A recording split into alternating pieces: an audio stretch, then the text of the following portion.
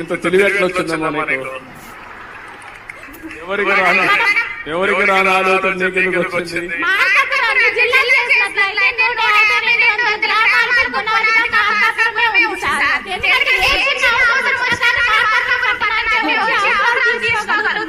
మొన్న ఓటు కొట్టేసావు.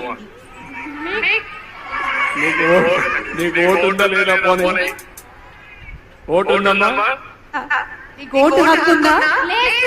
లేదు. ఓటు అడగలేదు కానీ ఓటు వేయకుండా ఓటు డిమాండ్ చేశావు.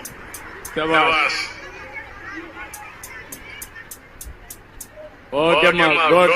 ఆ పాప చెప్పిందంటే నేను ఎన్నికల్లో కూడా చెప్పాను, మార్కాపూర్ని జిల్లా చేస్తానని చెప్పి నేను హామీ ఇచ్చాను. తప్పకుండా మార్కాపూర్ని జిల్లా కేంద్రంగా తయారు చేస్తాం. దానివల్ల చాలా సమస్యలు పరిష్కారం అవుతాయి. అప్పుడు పీజీ సెంటర్ ఇవ్వడం కానీ అవన్నీ వస్తాయి. ఆటోమేటిక్ గా ఈ జిల్లాను అన్ని విధాలుగా అభివృద్ధి చేసే పరిస్థితి వస్తుంది.